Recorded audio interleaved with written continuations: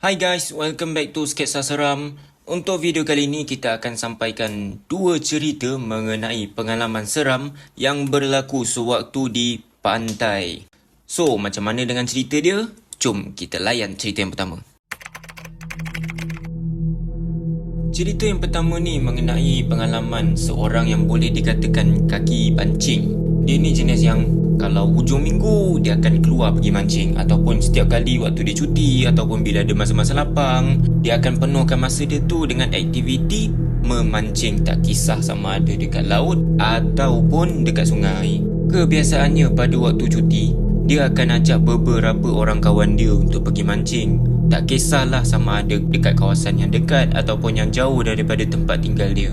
Tapi ada satu hari ni, disebabkan dia seorang sahaja yang bercuti dan kawan-kawan yang lain pada waktu tu ada yang bekerja, ada yang balik ke kampung, jadi tinggallah dia seorang sahaja.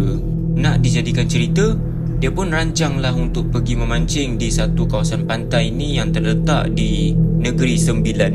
Sebelum dia pergi ke situ, dia dapat kabar angin daripada kawan-kawan dia yang mengatakan dekat kawasan situ memang ada banyak ikan. Disebabkan pada hari cuti tersebut dia sangatlah bosan duduk rumah sorang-sorang, sampailah waktu malam dia pun terfikir untuk pergi mancing. Pada malam tu, lebih kurang dalam pukul 8, dia terus packing barang letak dalam bonet kereta, terus gerak sorang. Sampailah dekat tempat yang dikatakan tu, dia tengok keadaan waktu tu agak sunyi, yang ada pun cuma 2-3 orang sahaja yang mancing dekat kawasan tu. Itu pun kedudukan antara satu sama lain tu agak jauh. Dia pun keluarkanlah barang untuk pergi mancing. Sambil-sambil berjalan mencari kawasan untuk dia mancing, sedar tak sedar dia mula masuk kawasan yang agak semak samun di satu kawasan pantai tersebut. Sampailah dia jumpa satu kawasan yang agak luas dan ada beberapa batu besar yang dia boleh duduk dekat situ. Dia pun mulalah mancing macam biasa dekat situ. Waktu tu dia memang sukalah asal baling je joran dapat ikan, asal baling je dapat ikan. Sampailah lebih kurang dalam 1 jam lepas dia mula mancing, dia dah berjaya penuhkan satu bekas ikan. Waktu tu memang dia suka sangatlah. Disebabkan dia dah mula rasa seronok dekat kawasan tu, dia pun teruskanlah memancing. Sampailah beberapa minit lepas tu, dia mula tak dapat ikan.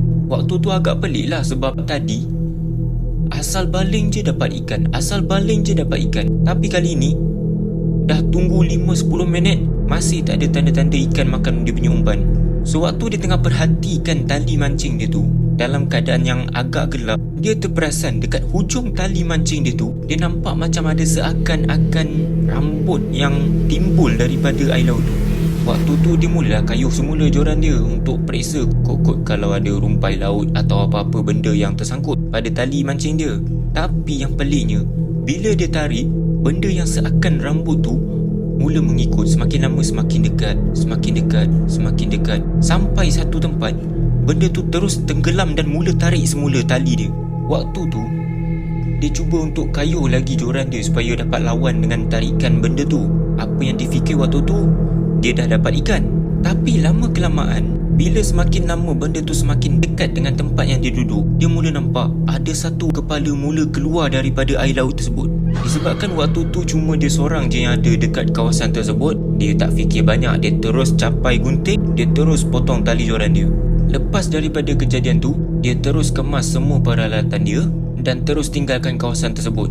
Dan sewaktu dia berjalan keluar daripada kawasan pantai tu, barulah dia perasan waktu tu hanya tinggal dia seorang sahaja di kawasan pantai tu. So itulah pengalaman yang dia lalui sewaktu dia pergi memancing seorang diri di kawasan pantai yang dirahsiakan namanya di Negeri Sembilan. Cerita kedua hari ini mengenai kisah seram yang berlaku di pantai juga, tapi cerita ni dilalui oleh seorang student yang sedang cuti semester. Kisah ni dilalui oleh Aina, iaitu seorang student yang baru balik daripada universiti sebab waktu tu dia cuti semester. Disebabkan dia tak tahu nak buat apa duduk dekat rumah, kawan-kawan pun kebanyakannya ada yang masih dekat universiti, ada yang belum cuti. Sampailah satu hari tu, sewaktu dia tengah scroll Facebook, dia ternampak ada poster mengenai aktiviti amal. Katanya antara aktiviti yang akan dilakukan ialah membersihkan kawasan pantai. So, Aina ni pula, dia ni jenis yang memang suka dengan alam semula jadi. Dia pun tak fikir panjang, terus dia kontak dengan PIC program tu. Sampailah pada tarikh yang dinyatakan, dia pun pergilah dekat kawasan pantai yang dah dinyatakan tu. Lepas dah berkumpul ramai-ramai, masing-masing dah mula dapat baju, dapat makanan, dapat peralatan untuk buat kerja-kerja pembersihan. Diorang pun mulakanlah aktiviti mereka pada waktu tu. Masing-masing mulalah buat kerja macam biasa. Ada yang kutip sampah, ada yang sapu daun-daun kering. Sampailah dekat satu kawasan ni, si Aina ni dia nampak ada banyak sampah dan kat kawasan tu ada juga beberapa botol kaca yang masih lagi tertutup dan ada juga yang berbalut dengan kain.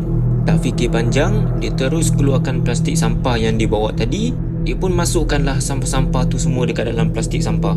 Sampailah dekat kawasan tersebut dah bersih dan tak ada lagi sampah. Memang kiranya bersih lah kawasan pantai tu diorang buat kerja. Beberapa jam lepas diorang dah buat aktiviti pembersihan dekat situ, memandangkan plastik sampah pun dah penuh, dia mulalah ikat semuanya dan bawa untuk pergi dekat tempat diorang kumpulkan sampah-sampah tersebut. Sewaktu dia tengah berjalan sambil membawa sampah-sampah tu, dia terperasan ada satu botol kaca kecil, lebih kurang saiz macam botol perfume, dekat celah-celah batu di kawasan pantai tu. Disebabkan semua plastik sampah dia dah ikat dan semuanya dah penuh, waktu tu dia terus ambil botol kaca tu dan dia letakkan dekat dalam beg dia. Dia rancang untuk buang botol kaca tersebut dekat tong sampah sajalah, memandangkan semua plastik dah penuh dan semua plastik dah berikat. Lepas diorang semua dah berkumpul, dah dengar ucapan apa semua, masing-masing pun mula bersurai. Sampailah dekat rumah lebih kurang dalam pukul 6.30 petang. Dia pun teruslah bersih-bersihkan badan, pergi mandi apa semua dan bersiap-siap untuk solat maghrib. Sewaktu dia tengah solat dekat dalam bilik dia, dia terdengar macam ada bunyi botol kaca yang berguling. Pada waktu tu, dia agak pelik lah sebab dekat dalam bilik dia memang langsung tak ada botol kaca. Disebabkan waktu tu dia agak kepenatan, dia pun biarkan sajalah bunyi tu. Sampailah pada waktu malam, sewaktu dia baru saja nak melelapkan mata, dia ternampak beg yang dia pakai setiap kali dia keluar terjatuh daripada meja belajar dia. Dan sewaktu beg tu terhentak dekat atas lantai, ada bunyi kaca yang pecah. Waktu itulah dia baru teringat dekat dalam beg dia tu ada botol kaca yang dikutip sewaktu dekat pantai tadi, dan dia terlupa untuk buang botol kaca tu. Lepas je botol kaca tu pecah, dia terdengar ada ketukan dekat tingkap bilik dia. Dan waktu tu, ketukan tu berbunyi hanya 2 kali dan berselang-selang.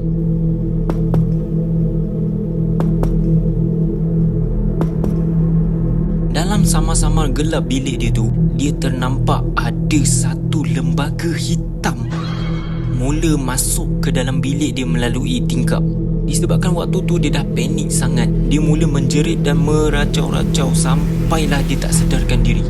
Sampailah pada hari yang berikutnya, sewaktu dia tersedar daripada tidur dia tu, dia perasan yang dia berada di ruang tamu dan mak dia duduk di sebelah dia. Pada waktu itulah mak si Aina ni ceritakan balik apa yang terjadi pada malam tu, di mana Aina telah dirasuk di dalam bilik dia, sehinggakan dia terpaksa untuk dibawa pergi berubat pada waktu tu, hanya disebabkan oleh dia terlupa untuk buang botol kaca yang dia kutip dekat pantai pada petang tu. So itulah cerita yang terakhir untuk hari ni. Pengajaran dia, kalau kita pergi dekat kawasan-kawasan macam pantai ataupun hutan, jangan sesekali kita kutip apa-apa sahaja yang ada dekat situ dan bawa balik. Sebab kita tak tahu benda yang kita kutip tu, benda tu kosong ataupun ada isi dia. So itu sajalah cerita untuk hari ni. Kita jumpa lagi dekat video yang akan datang.